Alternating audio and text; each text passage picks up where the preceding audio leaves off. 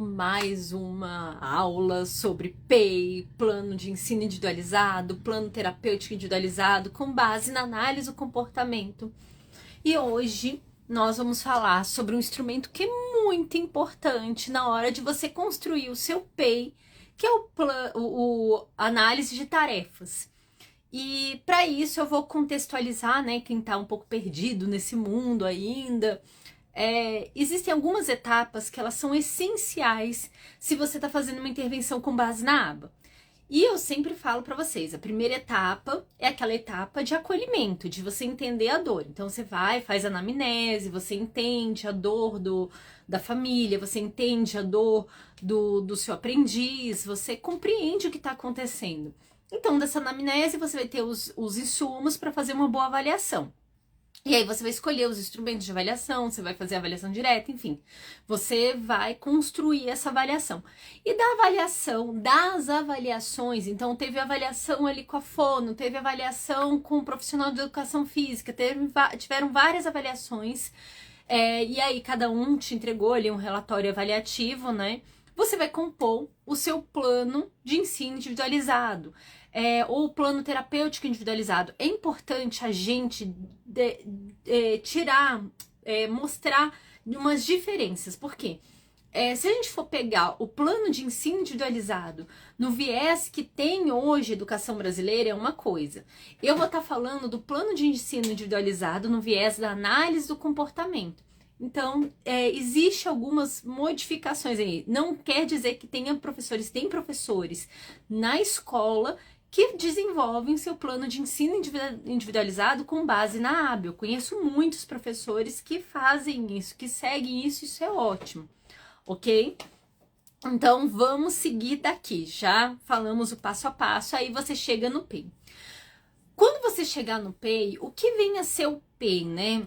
O PEI, você vai ter que pegar essas habilidades que você vai querer ensinar, e porque você viu ali as necessidades desse aprendiz, você vai ver ali o que ele precisa, o que você tem que esvanecer e o que ele gosta. Então esse é o pilar, é o tripé. Eu gosto muito aqui, ó, no meu guia de bolso, gente, tem o meu guia de bolso que vocês baixam, ele é gratuito. No iniciozinho dele, eu falo justamente essa questão, onde que tá? Ai, será que não tá aqui? Acho que tá em outra... Sim, esse daqui. Que é o tripézinho pra gente compreender. Ah, não tá aqui. Mas enfim, tem um tripézinho para nós compreendermos o que esse aprendiz precisa e é o que tem que conter no PEI. Então, é o que você quer ensinar, o que precisa esvanecer, que são as barreiras, né? E o que ele gosta. Sabendo isso, você vai entrelaçar isso daí para compor. Então, você tem uma habilidade que você tem que ensinar para esse aprendiz. Então, questões de comunicação, ele fazer pedidos. E aí você sabe, porque você fez uma avaliação, que ele tem comportamentos disruptivos relacionados ao fato de não conseguir se comunicar direito. Então você vai entrelaçar um programa onde você vai esvanecer esse comportamento de manejo e você também vai dar oportunidade de ensino. Então o PEI ele é todo relacionado, por isso que é muito importante que o PEI seja uma consolidação da necessidade que os cuidadores trazem e das avaliações que foram feitas para esse aprendiz. Então você vai consolidar todas essas informações dentro do PEI. Então você pegou ali a habilidade que você vai trabalhar com esse aprendiz. Então vamos lá para uma habilidade, eu vou pegar uma habilidade aqui para vocês, que é uma das dores dos pais, que é ensinar a criança a se vestir sozinha. Ok, você quer ensinar a se vestir sozinha. E aí, o que acontece muitas vezes? Você tem programas, os terapeutas eles fazem programas isolados, do tipo, vamos treinar ali a criança se vestir não sei quantas vezes, coloca roupa, tira roupa, coloca roupa igual a história do casaco, né? Põe casaco, tira casaco. Não faz sentido. Querendo simplesmente fazer essa memória motora. Ok, a gente tem que saber fazer esse movimento, mas se vestir faz parte do cotidiano. A gente tem muitas oportunidades de ensino de se vestir. Quantos banhos toma no dia, quantas vezes desce e sobe a calça. Então, São muitas oportunidades no dia que se tem. Então, o que importa é a gente conseguir compor isso. Só que se vestir pra gente é uma coisa muito simples. E a gente esquece de uma coisa que no autismo, muitos autistas têm transtornos motores associados. Então a pessoa é autista e tem uma questão motora associada que a gente tem que levar em conta.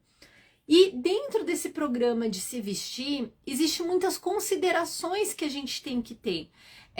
Porque ela pode estar relacionada a outros programas também. Então você está fazendo um programa que teoricamente é de autocuidado, mas ele pode ser um programa de segmento de comandos. Então, por exemplo, a criança saiu do banho e você vai orientar para ela se vestir. Então você vai falar, ó, filho, se veste. Você só deu um comando. Desse comando tem que seguir vários outros. Aí sim tem uma cadeia comportamental onde você vai dar ajuda física porque você não ficar dando ajuda oral o tempo todo, pode ser complicado, né? Porque, enfim, né, é uma memória motora, a gente não quer que ela fique dependente de dica oral. Ok, mas existem certas coisas que precedem isso e podem ser outros programas também. Por exemplo, a criança saber a diferença entre a calça e a blusa. Então, você pegar bonequinhos ou a foto da própria criança e trabalhar a questão de parear onde fica a calça, onde fica a blusa, para ele já ir trabalhando isso, é uma forma. Então, assim, vamos lá, vamos colocar aqui onde fica a calça e coloca a calça, onde fica a blusa. Então, fazer isso várias vezes, com várias calças. Então, se possível, se você conseguir tirar foto da própria criança, assim, e colocar ali as roupinhas dela e você recortar para ela ir trabalhando esse pareamento, ótimo. Se puder ser com bonequinho, bom também. Então, isso pode virar um programa para ter noção já como tem que ser esse vestuário. Separar. Vamos lá separar, porque as pessoas pensam assim na terapia, pensam só naquela terapia na clínica, separando objetos e tudo. Não, pode ser na casa mesmo. Filho, bora separar as blusas das calças. Então, você já vai estar fazendo um trabalho ali de pareamento. Você já vai estar fazendo um trabalho de performance visual, onde a criança vai olhar, não, peraí, isso aqui é calça. Não, vamos separar por cores essas calças. Então você já vai estar fazendo um trabalho, já pode ser um outro programa e tudo associado a se vestir, desde que seja sistemático isso. Então, olha, o ato de se vestir, o que depende, a gente tem que separar a nossa roupa, a gente tem que saber aonde fica a nossa calça e aonde fica a nossa blusa. Parece óbvio isso, mas para as nossas crianças é difícil. E isso ficou muito claro para mim quando meu filho era mais novo, que muitas vezes ele confundia, ele pegava a calça e levava para cima. E é justamente a falha que eu venho falando para vocês, a questão da performance visual, de compreensão daquele item. Falar, peraí, aqui só tem duas perninhas, aqui não é cabeça, aqui é calça. Então, essa compreensão. Então, assim, separar e tudo. E aí vem a análise de tarefas, que tem aqui no meu guia, no guia de bolso do analista do comportamento. Vocês, é gratuito esse guia, tá no meu site, enfim, tá nos meus grupos também. No meu site vocês colocam ali o e-mail de vocês e vocês baixam, tá? E aí o que acontece? Vocês vão aqui, tem uma página que é sobre análise de tarefas. Quem tiver dúvida, coloca aqui, ó, nessa caixinha de pergunta, na interrogação, vocês coloquem suas dúvidas ali, porque eu perco as dúvidas que vão passando, tá bom? Pra mim é difícil voltar, porque entra muita gente na live e fica difícil de voltar pra ver dúvida. Então, usem a caixinha de pergunta. Então, vamos aqui para análise de tarefas. Análise de tarefas, eu sempre falo para vocês, é um instrumento da análise de comportamento que é extremamente precioso. Infelizmente, poucas pessoas usam. E a análise de tarefas, ela é extremamente importante quando a gente vai falar sobre o PEI. Então aqui, ó, tá aqui análise de tarefas. O que você vai fazer? Você vai pegar essa atividade, você vai destrinchar em passos. como se faz. Como é que você se veste? Como é que é o seu processo de vestir? Você tem a ideação do tipo, eu tenho que colocar uma blusa e uma calça. Então, assim, eu estou vestida agora com uma blusa preta e uma calça.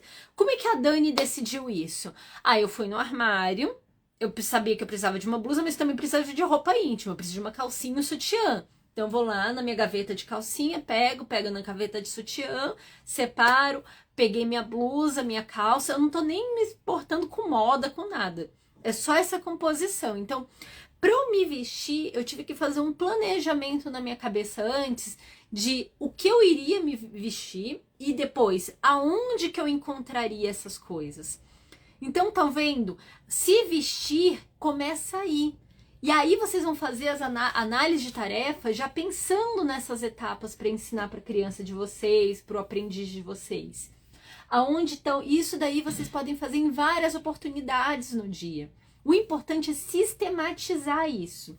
Ok, você foi, colocou ali as etapas de como se vestir, como se arrumar e aí, vamos lá, a criança separou a calça e a blusa e a cuequinha. Digamos que é o menino, tá ali a cuequinha, a calça e a blusa, ou se usa a fralda, ainda a fraldinha ali no meio.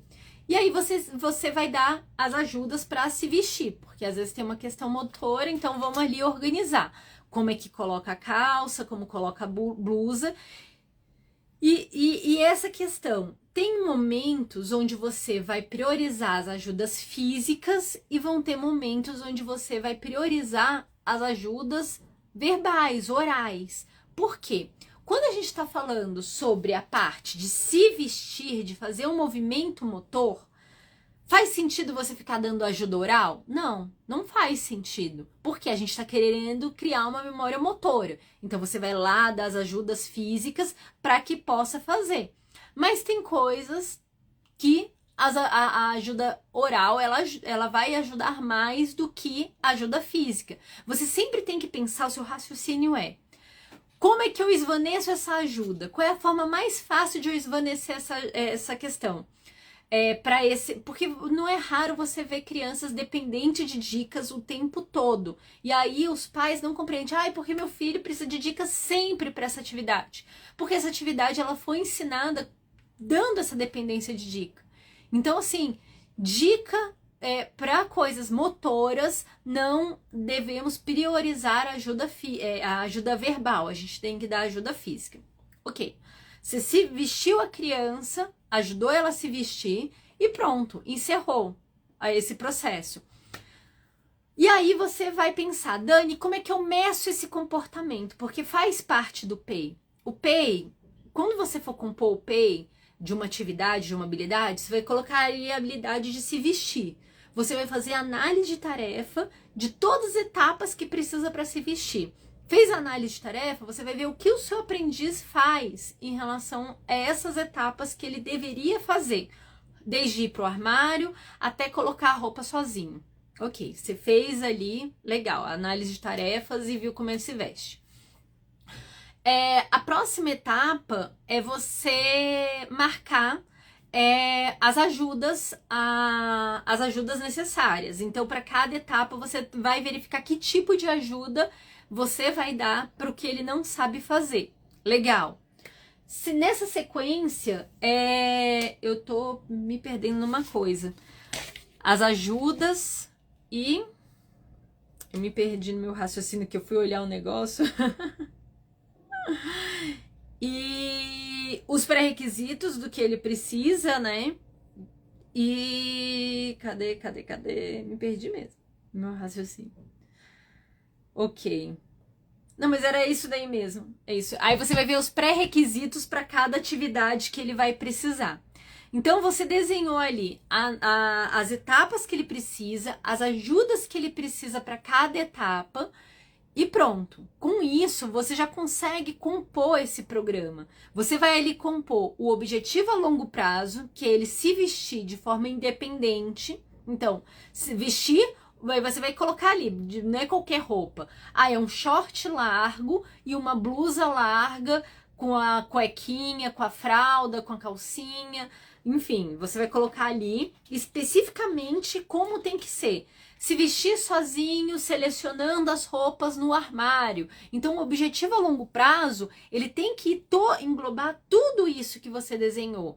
Então, assim, para você poder destrinchar, ai, Dani, mas o meu aprendiz não faz isso, deve virar objetivo a curto prazo. Depois que você destrinchou na análise de tarefas, etapa por etapa, cada etapazinha dessa vai virar um objetivo a curto prazo. Então, assim, isso daí é essencial. Outra coisa, a questão dos recursos humanos, isso tem que estar no programa.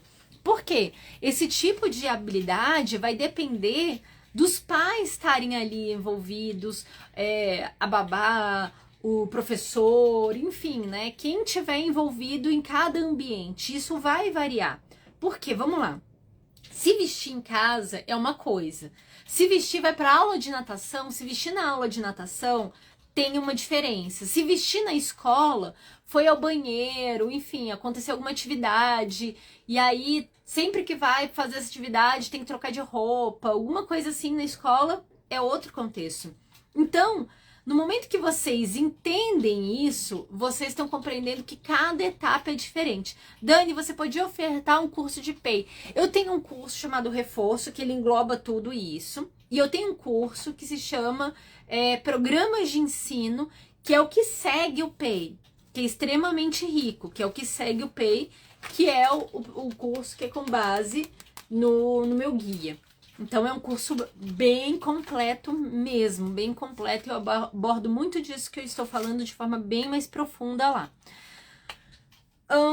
E aí, o que acontece? No momento que eu falei que cada ambiente desse é diferente, no seu PEI você vai ter que especificar isso. Por quê? Vão sair programas diferentes. O programa que vai ser com os pais é um. O programa que vai ser na escola é outro. O programa que vai ser na clínica é o programa que vai ser na aula de natação é diferente. Aí você fala, Dani, mas é a mesma coisa. Não, mas a forma de medir até vai ser diferente. Porque os pais estão em casa, a oportunidade de medir dos pais é uma forma, a formação dos pais, os pais têm muito trabalho, os pais têm um bando de coisa. Você não vai ficar pedindo. Por favor, gente, não faça isso, porque vocês não vão... Olha, tirando um pai ou outro, a maioria que eu conheço não vai conseguir ter essa adesão de pegar um negocinho de análise de tarefa e por data aqui, e ir marcando todos os dias, cada tentativa e blá, blá, blá. Gente, isso daqui é muito pesado para os pais. Então, talvez para os pais, você vai ter que fazer um esquema de registro flexível. Então, você vai pegar escalas Likert e colocar para os pais. Na escola, a professora tá cheia de alunos, cheia de coisa, cheia de demanda. O monitor ali naquela loucura também, dando auxílio. Você exigir isso na escola é muito pesado. Então, uma escala Likert para a escola também pode ser interessante. Uma escala flexível para a escola pode ser interessante. Já na clínica, que vai estar aquele trabalho mais intensivo, aí não, você já consegue fazer um registro diferenciado. Por isso, gente, que o programa, ele não pode ser um só, porque eu vejo muitas vezes o terapeuta, o responsável do caso, ele faz o PEI e ele faz um programa e chega para os pais com aquela folha assim, ó, pai, ó, pega uma cópia, coloca na clínica, outra cópia, entrega para os pais, ó, faça. Aí depois eles reclamam, que aí eu começo um chororô, quando eu falo sobre PEI aqui, começa um chororô no meu canal dos terapeutas falando, ai, mas os pais não aderem, os pais não sei o que lá, os pais não participam, eu faço tudo na clínica. Se você é um analista do comportamento, me desculpa, eu não vou passar pano para ninguém mesmo, porque o erro é nosso, quando a gente, como analista do comportamento, a gente não consegue a adesão dos pais, o que acontece nesse aspecto? Primeiro, você tinha que ter feito um contrato comportamental. O que vem a ser esse contrato? O PEI é um contrato. Você finalizou ali, você falou para os pais, olha, nós vamos fazer os programas dessa forma, tananana, são esses objetivos de ensino. Os pais, se eles não concordam, eles têm que colocar ali que não concorda no PEI e falar, olha, eu não vou assinar por conta disso, disso, disso. Então, ou vão falar assim, eu quero que modifique. E aí, essas modificações são necessárias. No momento que assinou, aí ok, se os pais não estão cumprindo a tarefa que foi projetada para eles e foi negociada para eles, ok. Isso daí protege vocês, profissionais. Por isso que eu tô falando, o analista do comportamento, um analista que trabalha de forma muito séria nisso, ele tem que levar em conta essa questão do contrato comportamental. É muito importante para se proteger. Por isso que eu não passo pano para analista do comportamento. Eu não consigo passar pano porque o PEI é um contrato comportamental e cabe a você a desenhar um contrato comportamental que os pais e os pais tomarem ciência. Aí sim, aí do momento que você chega para mim e fala, Dani, os pais assinaram o PEI, nós desenhamos juntos esse PEI e eles não estão fazendo. E aí você vai reclamar, eles não participam, nós desenhamos o programa, nós fazemos modificação, eles não participam, tava ali no contrato. Legal, realmente você está completamente você está protegido em relação a tudo que você desenhou.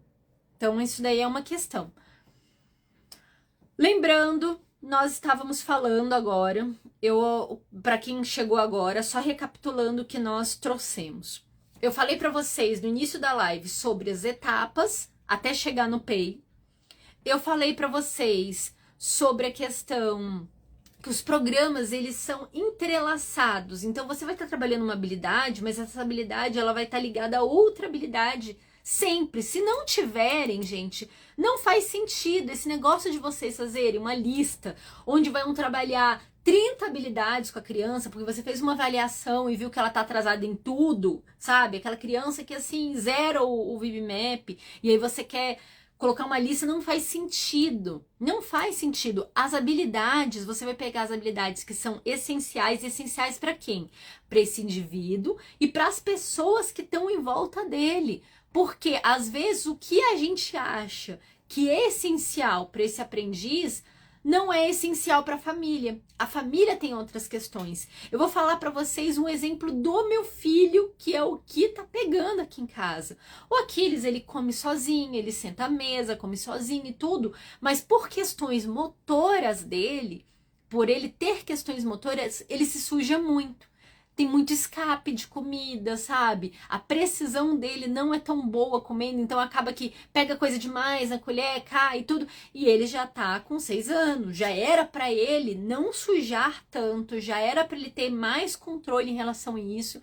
E isso tá me cansando muito porque eu sou uma pessoa que fica agoniada com sujeira. Eu ando descalça na minha casa. Eu tenho aqui em casa vários aspiradores aqui, e isso, não só eu, meu esposo também, o moço bonito, a gente tem agonia com o chão e tudo, enfim, né, é uma casa atípica em vários sentidos, e o próprio Aquiles também tem. Então, o que acontece? Isso, pra mim, é um transtorno. Isso poderia ser assim, eu chegasse para o analista do comportamento, falaria, olha, é prioridade, a gente precisa trabalhar essa questão motora. E aí, ele vai ter que adequar. Às vezes ele vai ter que ver um outro programa e ver uma compatibilidade de programas. Ok. Se a Dani tá reclamando, que a mãe tá reclamando que ele não tá comendo com precisão, então quais são as habilidades que a gente tem que trabalhar com ele? O que ele precisa para comer sozinho e comer com precisão? Que é o caso do Aquiles. O Aquiles, ele tem uma falha nessa parte motora dele. Por isso que para ele é difícil de riscar e a gente tem que estar trabalhando o tempo todo essa questão postural, todo esse controle motor, esse core, né, dele. A gente tem que estar trabalhando o tempo todo essa parte dele porque ele tem essa parte enfraquecida. Então, então vamos trabalhar mais isso, vamos fazer mais atividades. Então, na verdade, está tudo relacionado. Então, vão ter oportunidades para quê? Para que quando ele chegue e come isso daqui, isso tenha precisão. Você vê da onde se encadeia um programa. Um programa, ele não pode estar isolado. Você está trabalhando assim, vamos trabalhar pareamento aqui. Não. Isso tem que estar ligado a várias outras caixinhas. As artes trabalham a motricidade nessa questão? Tá. Arte é consequência. Vamos lá. Isso é outra coisa que as pessoas chegam muito pra mim e falam: Dani, música é bom pra autismo? Música é bom pra todo mundo. Pra quem gosta de música, música é bom. A não ser que tem um ruído ali que a pessoa não gosta. Mas música, eu gosto de ouvir música, eu gosto de. Eu só não toco nada, mas música é legal. Sempre, pra quem gosta, é legal.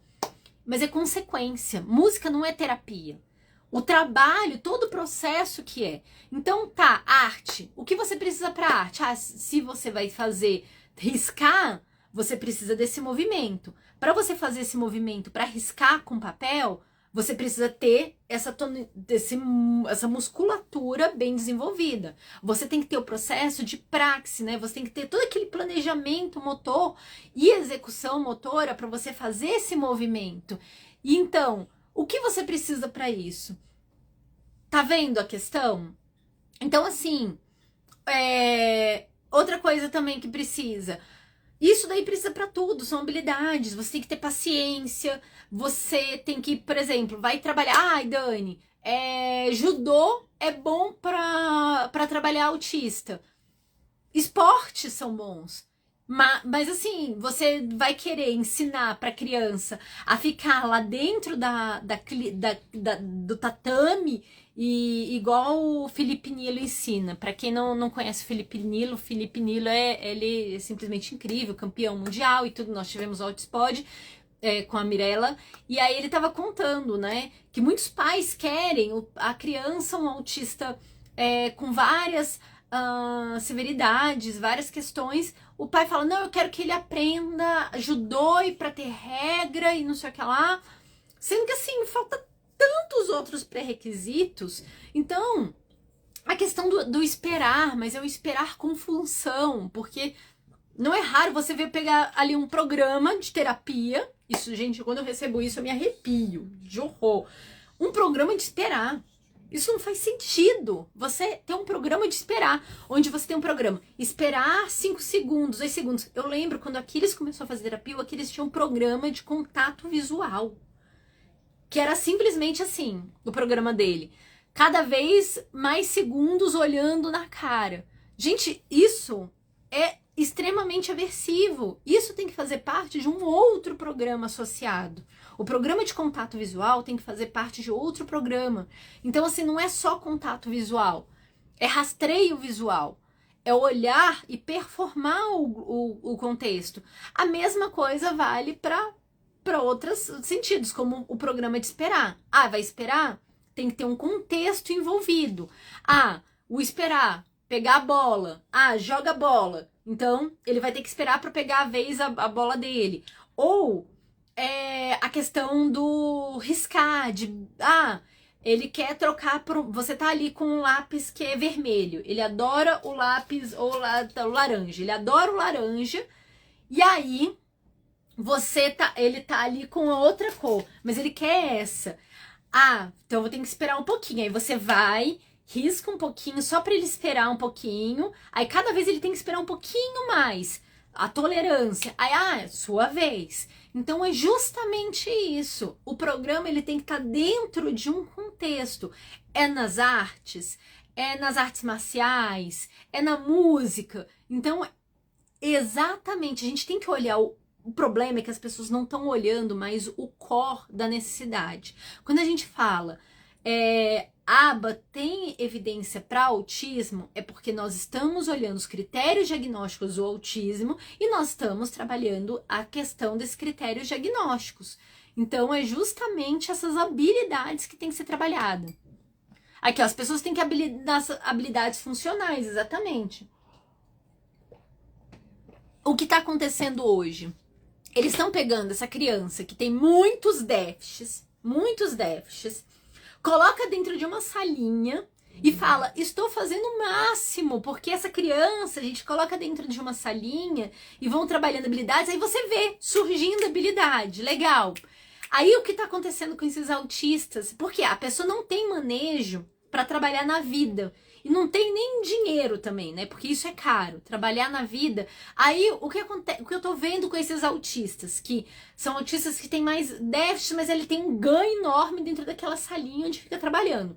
Chega ali, Nos 5, 6, 7 anos, a criança não quer mais terapia. Ela não aguenta mais terapia, mas ela precisa. Por quê?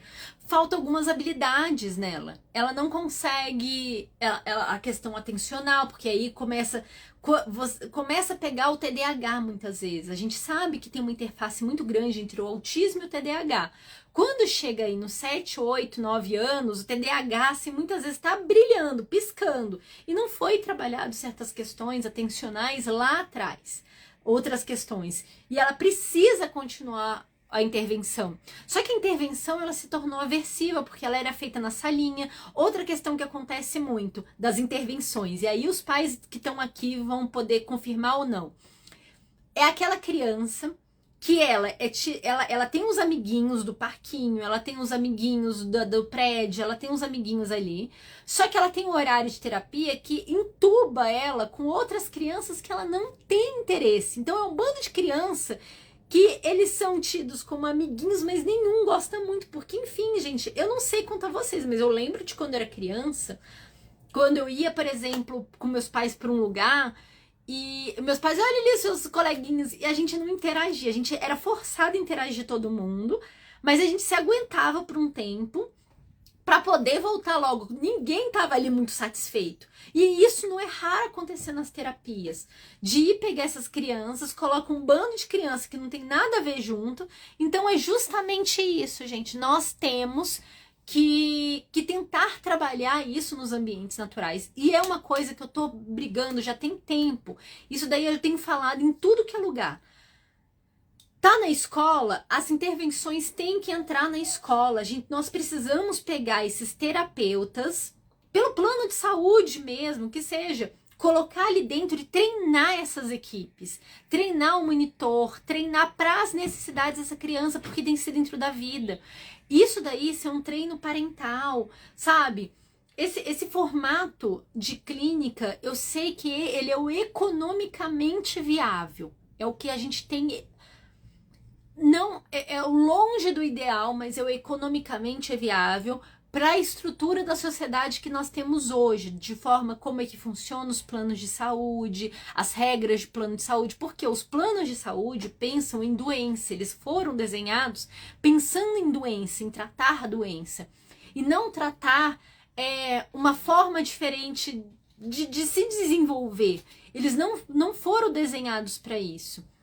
Então, por isso que esse formato de clínica é o que existe hoje. Mas o ideal mesmo seria a questão do formato para a vida. E aí, no momento que a gente conseguir começar a lutar para essas ser, ao invés de clínica escola e ser escola clínica, a escola entrar, a clínica entrar dentro da escola e fazer parte da escola, e não só da escola, mas das escolas, a escolinha de natação, ali dentro a escola ali de esportes, sabe? De forma geral, ali na aula de musicoterapia, ter ali isso daí inserido e a gente poder se comunicar mais, isso vai diminuir, se os planos de saúde abrirem a cabeça para isso deve diminuir muito o custo pros planos de saúde. Porque você já tem um monitor na escola, você já tem uma estrutura na escola, basta você entrar com uma equipe de profissionais ali, onde tem fono, TO, blá, blá, blá, blá. Você entra com essa equipe dentro dessas escolas, insere ali um ambiente para que eles formem esses planos terapêuticos, para que eles formem os programas terapêuticos, de forma individualizada ali e treinando o tempo todo essa equipe, vocês vão ter profissionais você vai diminuir muito o custo de todo o processo. Todo o processo vai estar muito mais barato, porque a grande briga hoje é porque os planos de saúde, uma das grandes brigas, o plano de saúde ele não quer cobrir essa carga inteira. A escola já tem que ter esses monitores ali, enfim. Isso daí é uma coisa que eu tô levantando a bandeira, tem mais de ano que eu tô levantando, e a gente tem que mobilizar para isso. Ok. Visto isso, vou ver aqui algumas dúvidas que as pessoas mandaram. As habilidades têm que ser funcionais, exatamente. Qual é o máximo prazo para mudar o programa? Tipo, atualizar os programas. As pessoas querem um reloginho de tempo, né? Vamos lá explicar. Vamos lá pensar no PEI. O PEI ele é feito pensando no quê? O primeiro PEI, no momento que você não conhece a criança, você a conheceu através das avaliações, mas você não sabe a taxa de aprendizagem dessa criança. Você não conhece como é que ela aprende ao longo do tempo, o que ela tem mais facilidade, o que ela tem mais dificuldade. Você só teve uma fotografia dela, das habilidades que ela tem e não tem, e o que ela tem de disruptivo, né, comportamentos considerados problema de forma geral, e os comportamentos interferentes, eu gosto muito desse nome, e as habilidades e o que ela gosta, naquele momento que ela gosta, porque o que a gente gosta muda o tempo todo. Ok, você só tem essa fotografia do momento e você vai desenvolver os seus programas com base nisso. Essa criança tem quantos anos? Ah, essa criança tem 6, 7, 8 anos, 10 anos, é um adolescente de 15 anos. Vamos pensar num adolescente de 15 anos. Em quanto tempo esse programa vai ter que ser mudado? Ah, depende das habilidades que você está ensinando para ele. Primeiro, você tem que levar em conta que um adolescente, ele ainda aprende rápido, gente. Adolescentes aprendem rápido. Não é tão rápido quanto uma criança de 2 anos, mas eles aprendem rápido. Então, assim, você vai levar em conta o conjunto de habilidades que você está ensinando, o que ele tem de repertório, porque a gente não pode dar saltos muito grandes. O PEI é baseado no próximo passo. O PEI é o desenho do próximo passo. Só que de um passo para o outro, a gente muitas vezes tem que diminuir esses passinhos. A gente vai diminuir, que a gente pega um objetivo a longo prazo, que é o próximo passo esperado. Qual é a próxima etapa? Ah, se esse adolescente, ele não consegue nem apontar para pedir as coisas, o próximo passo é ele apontar. Ai, Dani, qual é o próximo passo? Eu tenho um filho adolescente, que qual é a dificuldade? Ele não consegue manter conversas. Ele pede as coisas e depois ele volta para dele. Ele não consegue, por exemplo, ele tem dificuldade de escrever, de desenvolver um raciocínio longo e florear e tudo. Não, então a gente tem que trabalhar isso com ele. Qual é o primeiro passo para isso? Ele escreve um parágrafo, ele consegue desenvolver. Qual é o tempo de conversa que a gente consegue ter, onde ele consegue florear essas conversas? Não, então a gente vai começar a desenvolver mais coisas. Então a gente vai ter que fazer o que eu gosto de falar, as conexões da caixinha na cabeça, né? Então a gente vai colocar ali, vai pegar o que ele gosta. Ah, ele gosta de planetas, ele adora astronomia. Ele vai, estuda astronomia, se amarra em astronomia, assiste um bando de vídeos de astronomia, mas ele não fala sobre isso. Ele simplesmente não consegue manter um diálogo sobre o que ele gosta. Ele assiste, eu vejo interesse nele em assistir esse tipo de coisa. Digamos que a mãe está relatando para mim. Ele assiste essas coisas, mas ele não consegue manter um diálogo sobre isso. E aí, primeiro, eu vou ver como é que no ambiente as pessoas lidam com essa questão dele. Você se interessa também? Você busca mãe, pai, tio, avô? Quem se interessa pelo assunto que ele gosta? Ah, tais pessoas se interessam. Ok, então vamos ali. Vamos tentar trabalhar essas pessoas para elas se interessarem mais também sobre isso. Ok, trabalhamos ali sobre essas pessoas se interessarem. Vamos pegar esse aprendiz e ver o nível que ele já tem de conhecimento. Então a gente vai pegar do conhecimento do que ele gosta, porque a gente quer desenvolver mais a conversa sobre isso que ele gosta. Para a gente poder desenvolver para outras coisas também. A gente vai usar isso para fazer os outros conectivos, né? Então, vamos lá trabalhar o que ele já gosta e conectando o que ele sente. Ah, quando você tá vendo assim, o que você sente em relação a isso? O nível de conhecimento em relação a esse assunto. Então, a gente vai ver várias esferas relacionadas ao que tá relacionado a isso. Então, o sentimento dele em relação a isso, o conhecimento dele em relação a isso, o que ele vê, o que as outras pessoas têm de interesse em relação a isso. Então, a gente vai fazendo. Vamos compor alguns grupos relacionados. Então, assim, vai falar sobre a distância da Terra à Lua, sobre a questão de como foi as explorações espaciais, se ele tem interesse nisso. E aí a gente vai desenvolvendo. O que ajuda, por exemplo, muito nesse processo, que eu tenho inserido isso com algumas pessoas, é a questão de uso de inteligência artificial para ajudar. Então, às vezes, a gente vai pegar texto, se ele tem uma leitura boa, vamos pegar um texto, ler esse texto, um parágrafo, e começar a destrinchar isso em palavras-chave. Vamos pegar essas palavras-chave relacionadas e fazer mais conexões sobre isso. Olha, a gente tem um texto aqui, mas vamos tentar pensar em outra forma de falar sobre isso também. Então, existem várias abordagens em relação. Então, a gente vai pensar no próximo passo. E aí a gente vai aumentando isso. E aí o primeiro objetivo o primeiro objetivo a longo prazo vai ser desenvolver esse parágrafo de várias formas diferentes, a gente conseguir comentar sobre isso em várias esferas, como eu falei, de sentimentos, conteúdos e blá blá. O próximo passo vai ser desenvolver mais tempo sobre esse mesmo assunto, para ele manter um diálogo mais tempo. Então vai estar ali mantendo um diálogo com as pessoas que têm interesse nisso por mais tempo. E aí depois a gente vai estar trabalhando isso relacionando um outro assunto. Então tá, ele gosta de astronomia, mas por que a gente não entra em um assunto correlato a isso, tipo a questão de geologia? Geologia tem a ver com astronomia, mas não diretamente.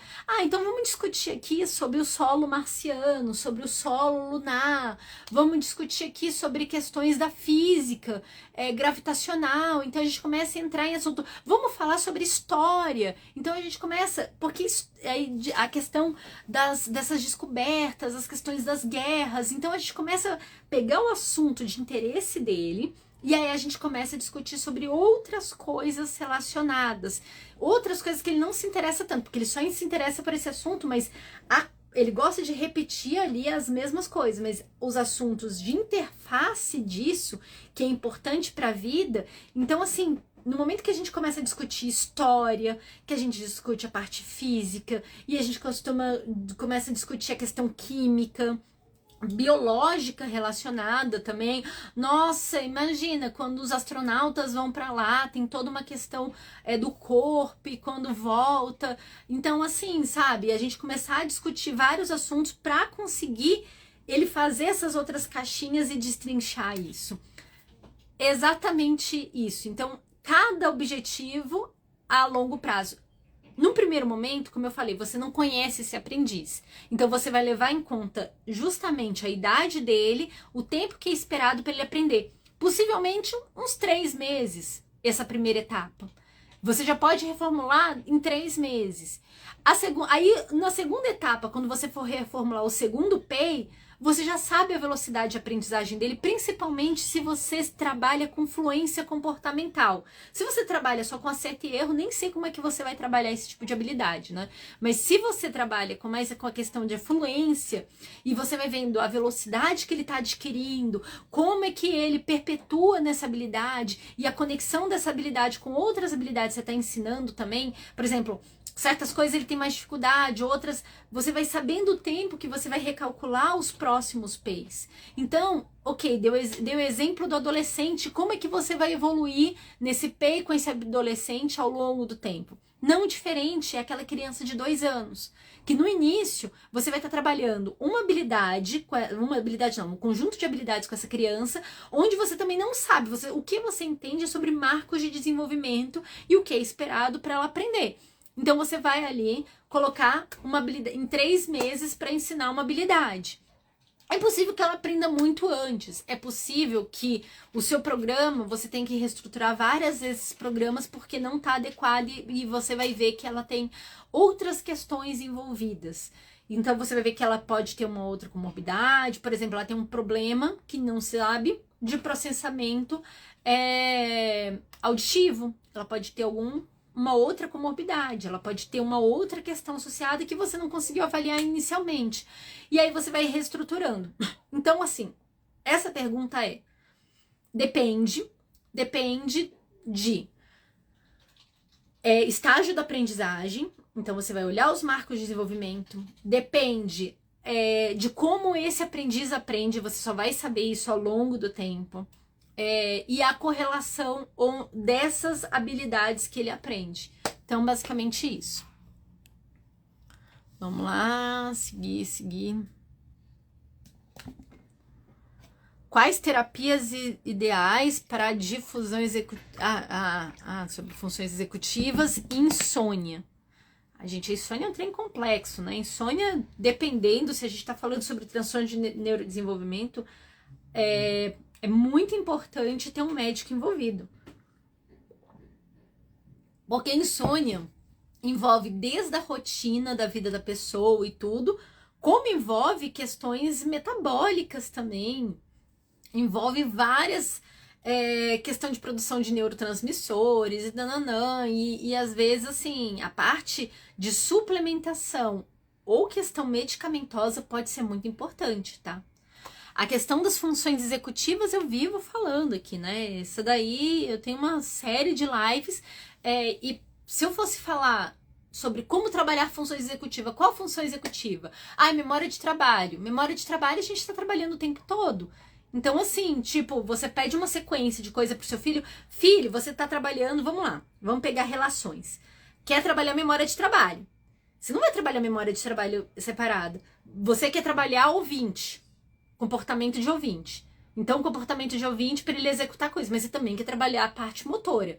Então, filho, pega o copo que tá em cima da mesa e guarda na pia. Coloca na pia. Olha o tanto de habilidade. Você pediu uma sequência. Você tá na sala, ele tem que ir pra cozinha, pegar o copo que tá na mesa na sala de jantar, pegar esse copo e levar pra pia na cozinha. Exige memória de trabalho nesse processo, porque são poucas etapas e em pouco tempo ele vai executar. Você vai ter que dar todos esses comandos previamente, ele vai ter que decorar. Tem a questão motor envolvida. Então, ele tem todo um planejamento motor para pegar esse copo, pegar ali da mesa, colocar ali em cima da pia. Então, você está trabalhando várias habilidades relacionadas. E não é só a memória de trabalho, que é uma das funções executivas. Você está trabalhando quase todas as funções executivas. Por isso que é importante a gente interrelacionar os programas.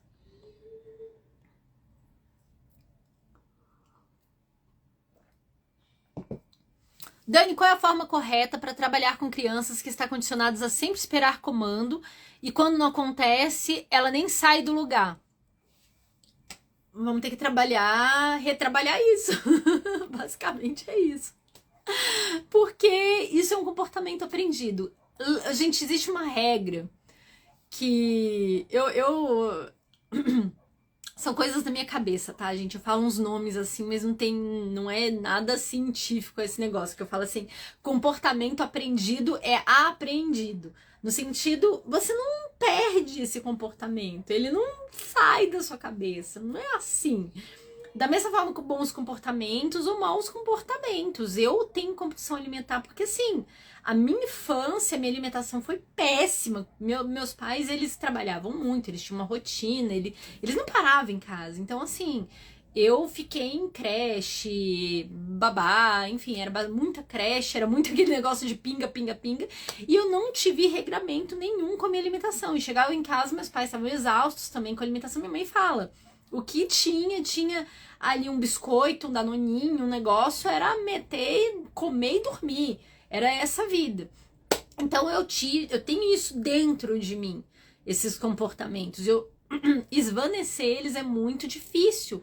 E olha que tô falando assim lá da infância, para eu mudar meu comportamento, do que eu gosto de açúcar. Hoje em dia eu diminui muito, muito, muito meu consumo de açúcar, mas era altíssimo há uns anos atrás.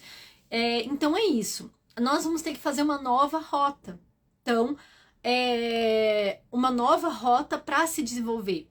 Tem uma outra questão envolvida nisso, que é a questão do... o que acontece? Tem pessoas autistas que elas têm essa, entre aspas, essa passividade por não compreender.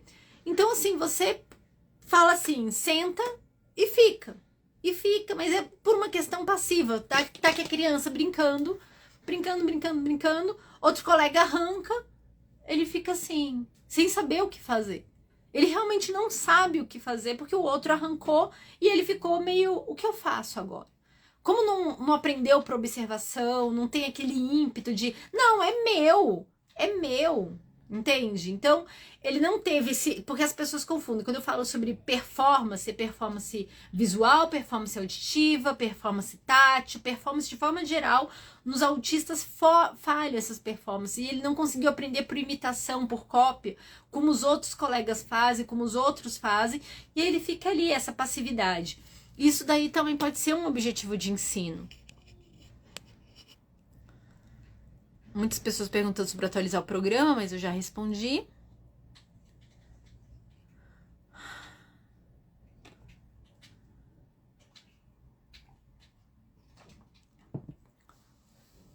Eu vejo muito showman de muitos profissionais que estão se aproveitando da fragilidade da família por não ter conhecimento, de não agir corretamente, ficam reféns, às vezes, a muitos profissionais.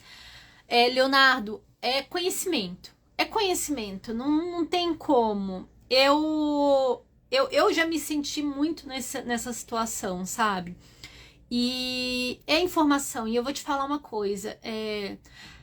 As pessoas falam sobre luto, né? Sobre processo, essas coisas. A fase de você adquirir conhecimento, você passa por vários momentos, né? E eu passei, e o que eu vou falar pra vocês, até tô me arrepiada. Eu tô bem arrepiada. Por quê? Num primeiro momento, quando eu comecei a estudar sobre análise de comportamento, eu comecei a ficar empolgada e tudo. E aí chegou num ponto que eu comecei a ver a questão do meu filho, que ele não estava desenvolvendo. Por que ele não estava desenvolvendo? E aí eu fui entender. E aí veio um momento de raiva. Muita raiva. Do tipo... Caramba, eu paguei tanto para os profissionais, o tempo do meu filho perdeu, e não sei o que lá. E eu fiquei irada, mas muito irada, quando eu comecei a estudar muito sobre análise de comportamento. E aí chegou um momento que, depois de ter passado desse momento de ira, de tristeza, de ver que pouquíssimas pessoas no Brasil, as crianças não fazem aba, contar nos dedos o número de clínicas no Brasil que levam a sério a análise de comportamento.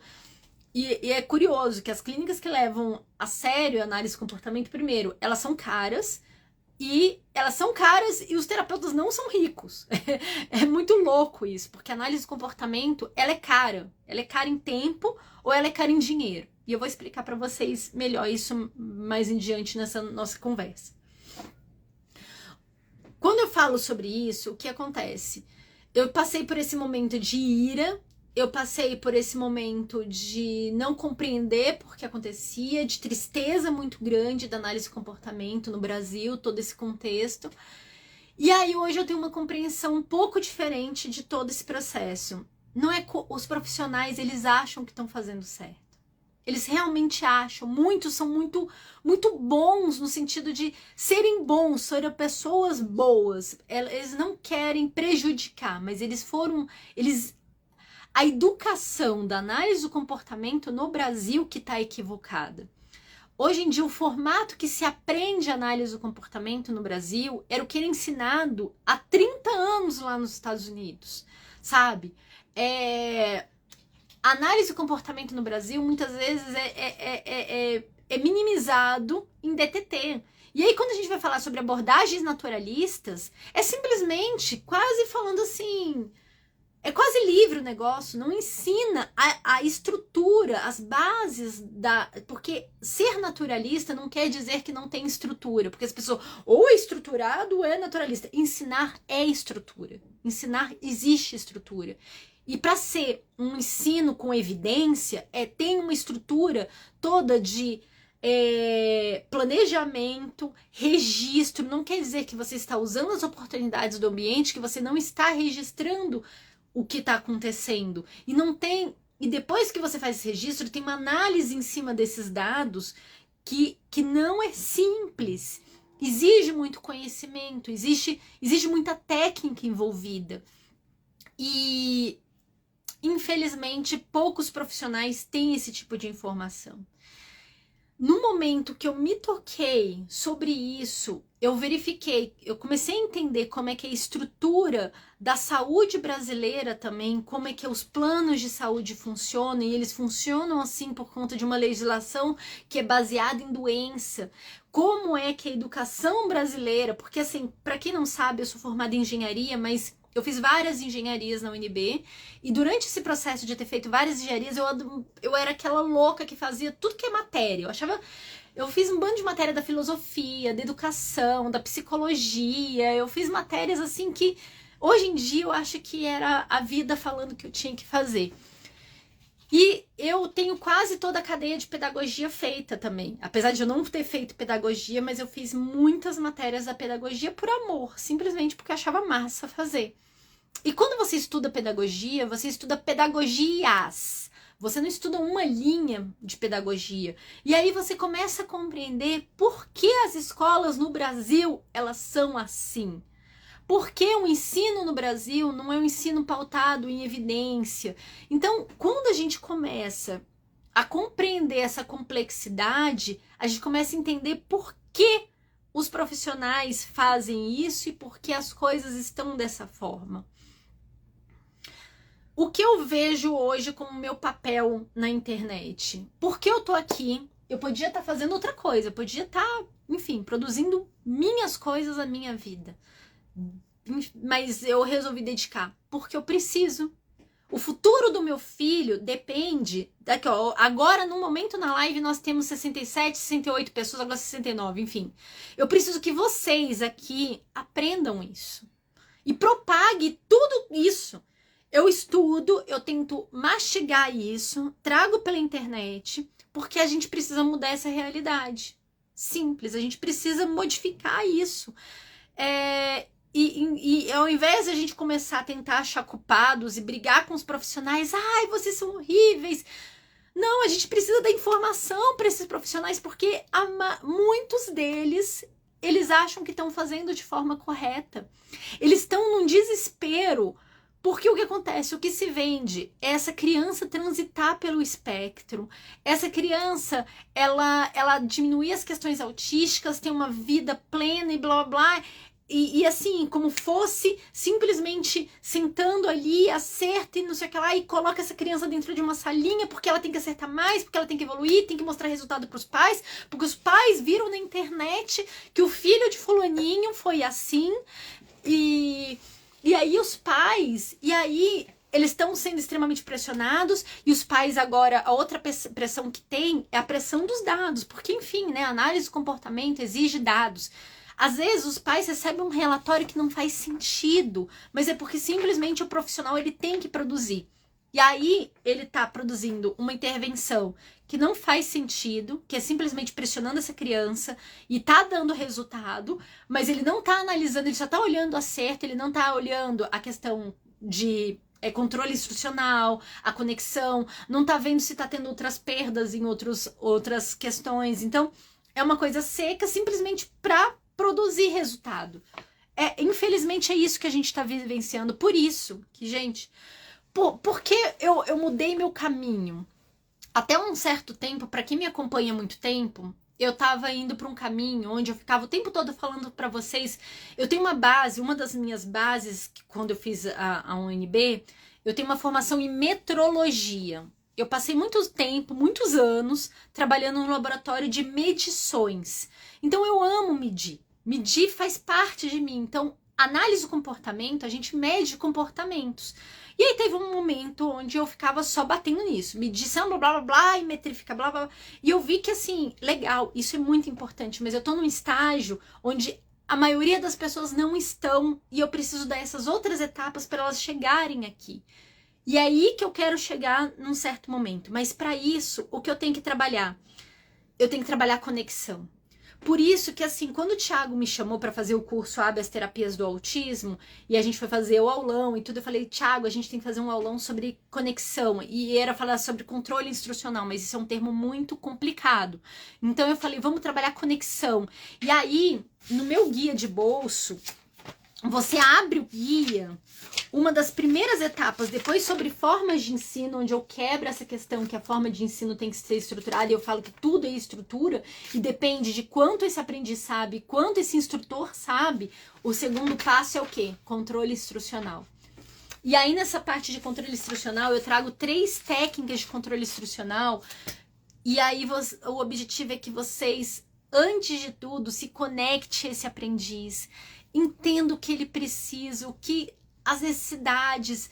Os pais se conectem mais com seus filhos, porque vai se perdendo. A gente, principalmente assim, são várias questões. É aquele autista, que é um nível 3 de suporte, que tem muitas coisas e os pais estão exaustos, estão cansados, e aí certas questões vão acontecendo. E é aquele autista nível 1 de suporte também, onde os pais eles estão sofrendo. Por quê? As pessoas acham, e isso é vendido de forma equivocada, que o autista nível 1, muitas vezes, ele precisa de quase nada de intervenção. E não é isso. Eu conheço autistas nível 1 que têm questões seríssimas com comportamento autolesivo, sabe? De bater cabeça na parede sempre. De ter lesões no crânio por conta disso. E é um autista nível 1. E aí você me fala se ele precisa de pouco suporte. Não, ele precisa de muito suporte. Esses pais perderam a conexão com ele porque não sabem mais como lidar com isso. Simplesmente não sabe. Por isso que é muito importante esse controle instrucional para saber lidar. E saber lidar com essas nuances. Então, assim, nesse meu guia, que é gratuito, que tá no meu site, que é o Dani, meu site é daniacf.com. Vocês vão entrar ali nos negócios, tem a parte do guia de bolso, clicar lá, preencher e baixar. Vocês vão aqui nessa parte de controle instrucional, Robert Sharon.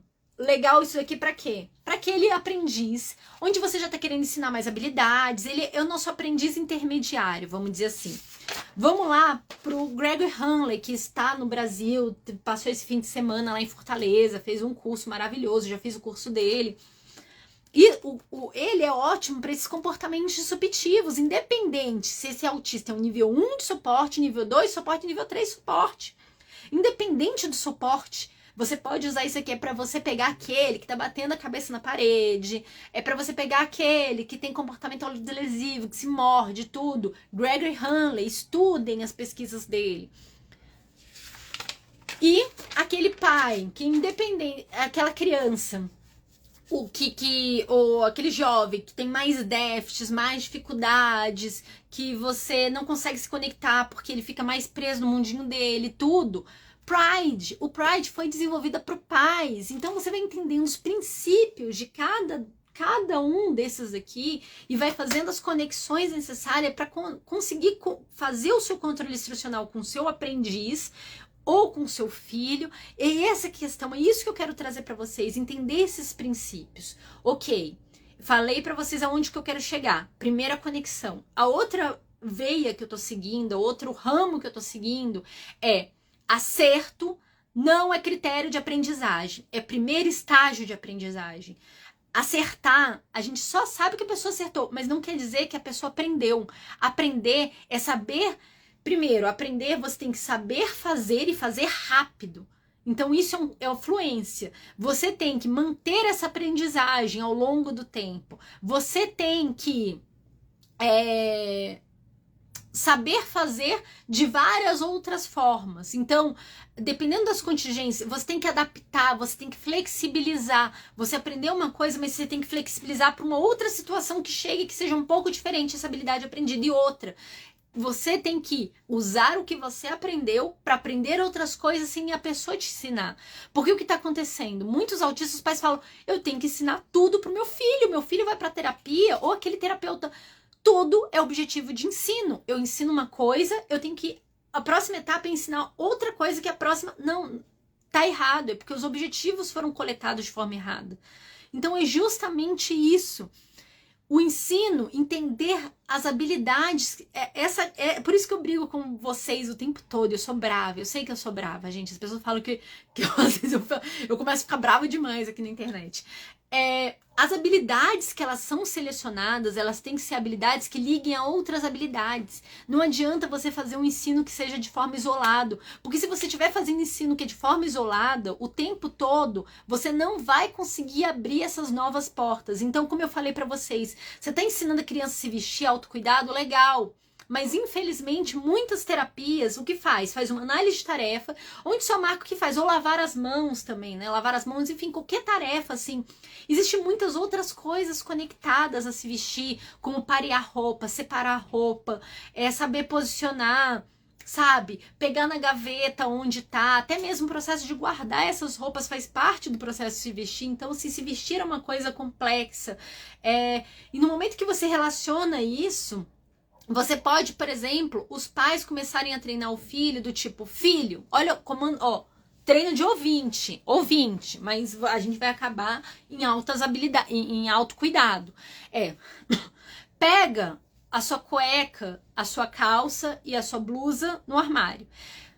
No início, que se dane, vai pegar assim uma blusa vermelha, uma calça verde e uma cueca laranja e uma meia, sei lá, a rosa. Vai fazer se vestir do jeito que for, mas enfim, o importante é entender isso. Você, tá trabalhando memória de trabalho, você vai estar trabalhando a sequência, né, de ir pegar nas gavetas e tudo e separar. Você vai estar trabalhando várias habilidades junto para chegar na habilidade de se vestir. Os programas têm que ser pensados justamente nisso, em vez de pedir um bando de programa. Mas isso vai depender da educação dos pais estarem juntos construindo esse PEI, dos pais entenderem, porque tem a história do a conta vai para alguém, gente. Pais que estão aqui, entendam. Por isso que eu falo que assim, meu segundo... Eu passei por vários processos de luto, luto entre aspas, gente, luto, por favor, entende, de tristeza, quando eu fui aprendendo cada vez mais sobre análise de comportamento. Porque eu cheguei num ponto que eu vi que análise de comportamento é custosa. Ou ela custa tempo, ou ela custa dinheiro. E acaba que no final tudo é dinheiro. Tempo por quê? Você precisa de ter muito... Para você fazer uma intervenção bem feita, você precisa de tempo. Você tem que ter tempo para analisar essas avaliações. Você está fazendo um PEI. Digamos que você nem avaliou, você não fez avaliação. Você tem que consolidar o PEI e desenvolver programas. Vamos lá. Você recebeu ali a avaliação da TO, você recebeu a avaliação do psico, de todo mundo. Você vai olhar essas avaliações, comparar. A avaliação tem ruído, tem erro. Toda avaliação você vai achar erro e você vai achar ruído e faz parte da vida porque nós somos humanos. E você vai achar ruídos onde você vai ver incompatibilidade entre os terapeutas. Vamos lá. Que é muito comum. O fono consegue ouvir vários sons da criança, várias habilidades que ela tem repetido ali. Ela fala, não, ele produz esses fonemas aqui.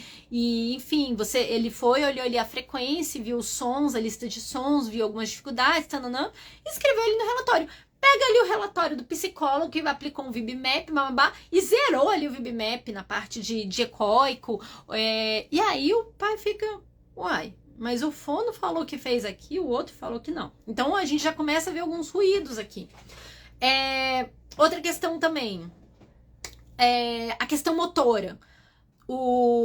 Às vezes, o TO colocou ali que a criança não consegue fazer imitação motora, não conseguiu fazer nenhuma, mas apareceu alguma no psicólogo. O que aconteceu? Como é que foi essa imitação? A qualidade dessa imitação? Porque existe um movimento que é tolerado e um movimento que é o correto, que é o igual, o esperado. O psicólogo colocou como tolerado o que é o correto. Então a gente vai vendo alguns ruídos, algumas questões, tentando compreender, mas é importante analisar essas avaliações. Vamos lá pegar os documentos das anamneses. Vamos pegar ali, por exemplo, se os pais preencheram, por exemplo, o ATA, que eu falei esses dias num desses meus reels.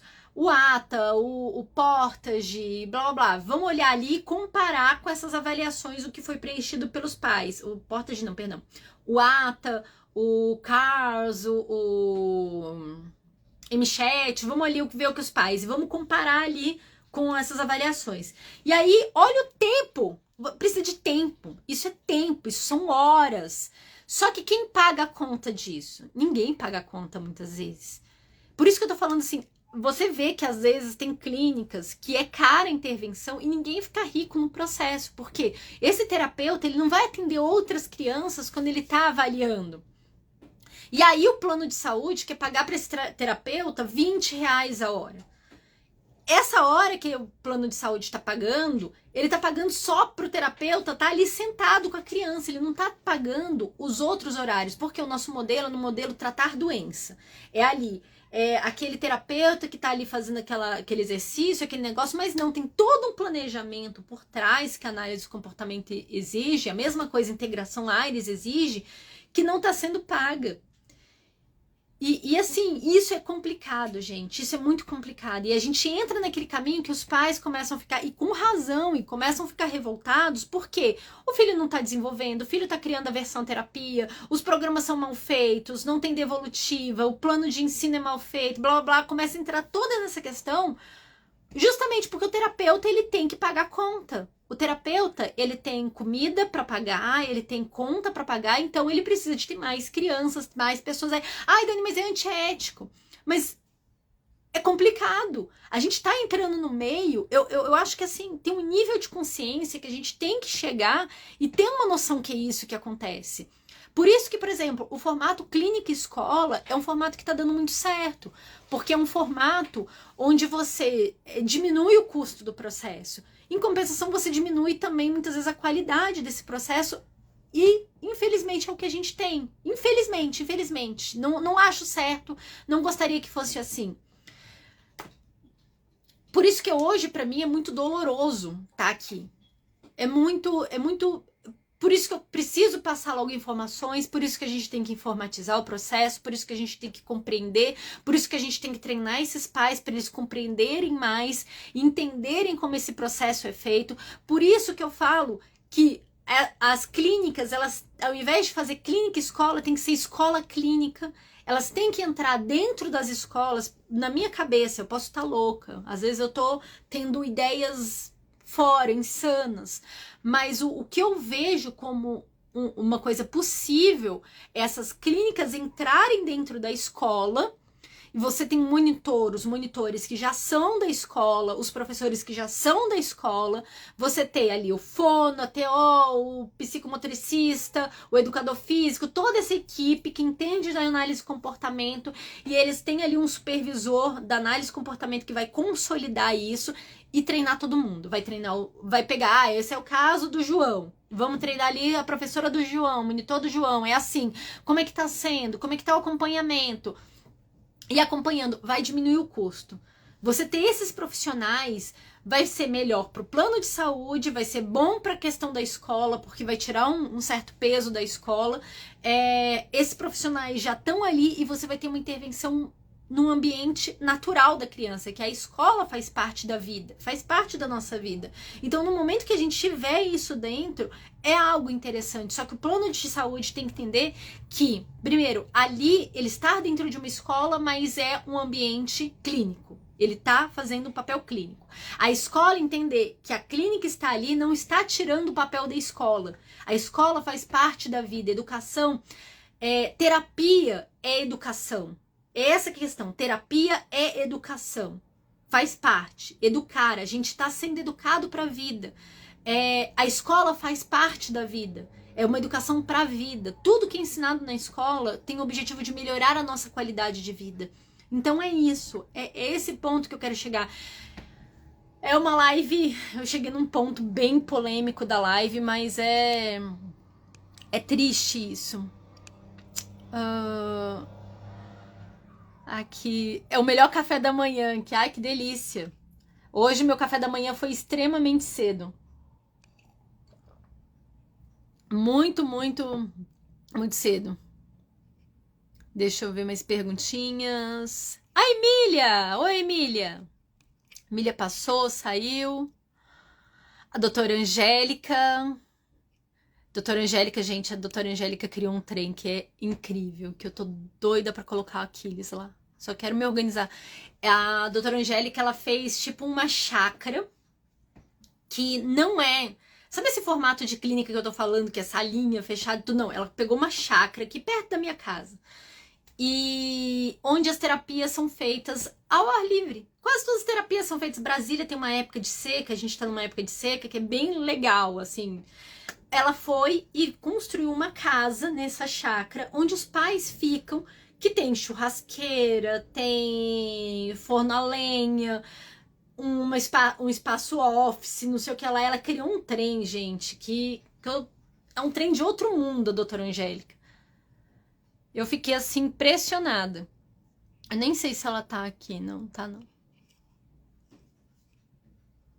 Mas é o que eu tô falando, é um trem custoso. Aqui na cidade que eu moro, só tem uma clínica que usa metal. Estou exausta, filho o tempo todo fala, as coisas têm que ser do jeito dele, vai matar pra se livrar.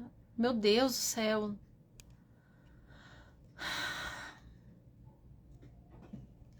Aqui, obrigada. É complicado demais, né, gente? Tudo isso que eu trouxe são verdades muito, muito complicadas. Eu acho que a gente tá no nível complexo, sabe?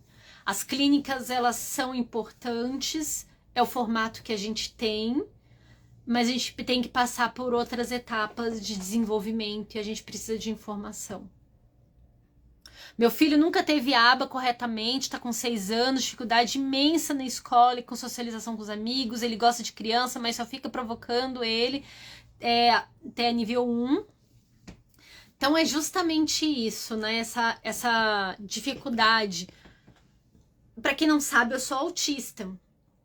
E eu hoje em dia, eu falo que assim, é porque eu não me sinto muito na necessidade de socialização. Eu sou muito mais um problema para os outros que um problema para mim mesmo. Na verdade, em alguns, vou tentar me explicar. As pessoas têm que se comunicar comigo e muitas vezes eu não tenho essa necessidade. Eu prefiro me fechar no meu mundinho e isso causa dores, entende? E isso é muito ruim. Porque assim, hoje eu criei uma forma de conseguir não precisar de ter tantos contatos assim. Eu tenho que ter contato diariamente, eu sofro toda vez que eu tenho que ficar entrando em contato com muitas pessoas. Pra mim é complicado, eu tenho hora que eu me desgasto muito com esse processo. Porque assim, quando eu falo contato, é se aprofundar nas camadas. E eu sou um tipo de pessoa que assim, eu sou muito objetiva com as coisas. Então, por exemplo, a pessoa tem um problema, eu quero resolver o problema dela. A pessoa chega e me conta assim, Dani, eu tô chateada por conta disso, disso, disso. Eu falo assim, então tá, vamos resolver isso daí. Mas às vezes as pessoas não querem resolver, as pessoas querem simplesmente dividir um problema. Conversar. Eu não tenho essa habilidade social, essa habilidade que as pessoas têm de acolher, ouvir, simplesmente ouvir, eu não dou conta. Meu cérebro quer resolver. Eu quero resolver problemas. Ou eu não me envolvo, ou eu resolvo o problema. O meio do caminho eu não dou conta. E isso é uma inabilidade social que não só eu tenho, como muitos outros autistas também têm. Eu faço parte de um grupo de mulheres autistas, onde quase todas relatam isso. Que é essa empatia, que é uma empatia que ela é ruim, ela é maléfica para a pessoa. Porque se eu não resolvo o problema da pessoa, eu sofro. Porque eu sei que a pessoa está sofrendo. Então é isso, assim. Então, por isso que eu falo assim, o meio termo, quem tá comigo sofre, porque eu não sei resolver. Eu não sei, a pessoa que quer só falar, eu não sei como resolver, eu sofro junto, a pessoa sofre junto, e é complicado. E era uma habilidade que eu tinha que ter aprendido mais nova. Outra habilidade que eu não sabia quando era mais nova, que você tá trazendo a questão dos seus filhos, do seu filho, que foi uma reclamação na minha adolescência que meus amigos tinham. Eu não sabia que eu tinha que dividir meu problema com os outros. Sabe? A inabilidade que eu tô falando pra vocês de simplesmente contar um problema sem ter resolução, enfim, o meu diagnóstico saiu num turbilhão da minha vida que eu não gosto de falar. Talvez um dia eu fale como é que foi esse meu processo de diagnóstico. Mas assim, pra mim é muito doloroso. Só as pessoas mais próximas sabem disso. E foi um momento muito complicado que eu tava passando a vida da minha família tava passando por várias questões. E os meus amigos não sabiam. Meus amigos próximos não sabiam que estava acontecendo tudo isso. E aí eu não esqueço um dia que um amigo foi lá em casa, uma pessoa próxima minha foi em casa, e minha mãe contou tudo que estava acontecendo, e desabafou e tudo. E ele olhou assim, Dani, por que você não contou pra mim? Eu, Você não ia resolver meu problema porque eu ia contar. Então, esse é meu raciocínio. Se a pessoa não vai resolver meu problema, por que eu vou dividir meu problema com ela? Não faz sentido pra mim. Então, eu aprendi com o tempo, e isso a minha cabeça, eu faço de forma quase que programada isso. Eu tenho que contar pra pessoa uma coisa minha, porque a pessoa vai se sentir bem se eu contar. Então, se a pessoa tá contando um problema, eu aprendi isso com o tempo, isso daí foi programado. Se a pessoa tá contando um problema dela, que não tem solução, muitas vezes as pessoas procuram que você conte um outro problema que também não tem solução, é só dividir problemas. Pra mim isso é muito louco, mas a sociedade funciona dessa forma.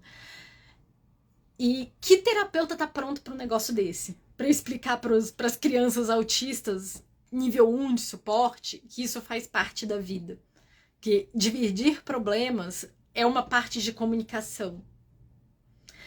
Eu posso dividir o que eu sofro, o que eu passo.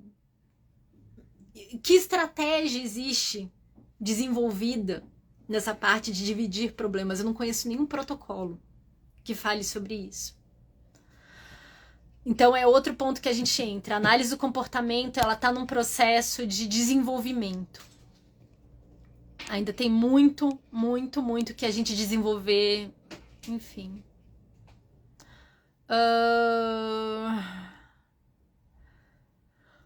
Nossa, tem muitas... Eita, fé, mas tem conversa demais aqui. Aqui, já senti vontade de chorar e não compartilhar. Tive que aprender a lidar com ele.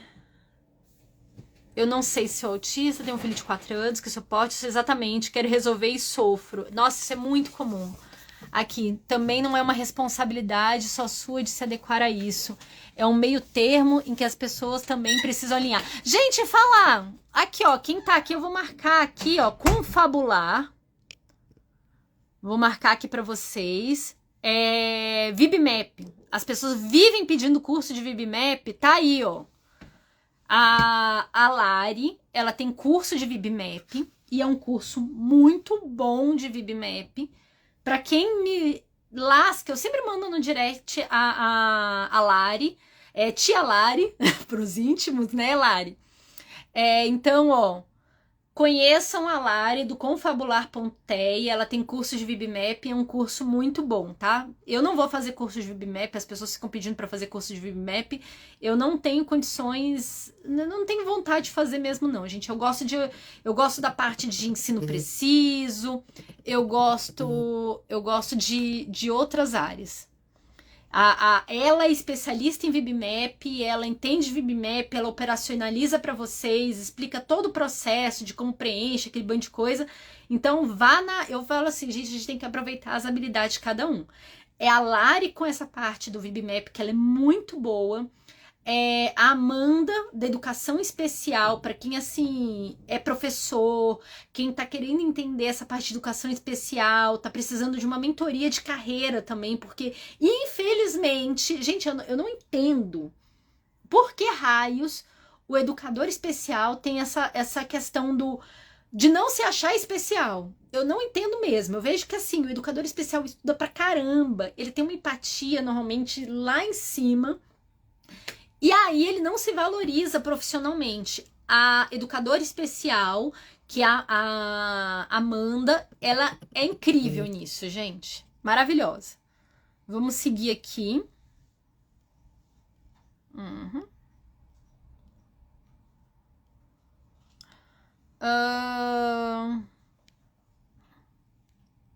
O que ela trouxe, né? Tomada de perspectiva. Eu tenho muita dificuldade nisso. Muita mesmo aqui. Como saber se eu sou autista? Que tipo de terapeuta perguntar? Tenho 36 anos, sinto que precisa. Procura. Assim, eu ia falar um psiquiatra, mas assim, pra adulto, gente, eu vou te falar, tem uns psiquiatras. Eu fui numa psiquiatra uns tempos atrás. Eu vou ter primeiro resolver essa questão, depois a gente fala. Procura um neuropsicólogo que entenda de autismo ou um analista do comportamento que entenda de autismo. Então, são dois caminhos, que não, muitas vezes é um psicólogo também. O neuropsicólogo é um bom caminho, porque ele vai fazer testes de funções executivas e tananã. Enfim, ele vai dar um panorama nessa questão sua, ok? Legal. E falar a história do psiquiatra. Eu fui numa psiquiatra, gente, que teve uma época que eu não tava bem, não tava legal, achei que eu precisava tomar medicação, acabou que a medicação só piorou minha situação. E aí, minha psicóloga, muito massa, minha psicóloga, ela fez foram 3 meses. A gente teve início, meio e fim na intervenção, foi maravilhoso. E aí, eu acho que eu devo voltar de novo pra ficar mais uns 3 meses pra resolver um outro problema meu. Ela chegou pra mim e falou que autismo e TDAH não existem juntos. Aí eu fui, dei um beijo pra ela, beijo, tchau! Então, assim, nem sempre o neuropsicólogo ele pode ser mais interessante pro seu caso. A Lari aqui, ó, confabular. Querida Lari, gente, Lari é uma querida, eu gosto demais da Lari. A Lari tá me devendo uma live já tem tempo, mas ela tá com o neném pequeno. Aí fica tão difícil com o neném pequeno fazer live, né? E ela é uma ótima professora.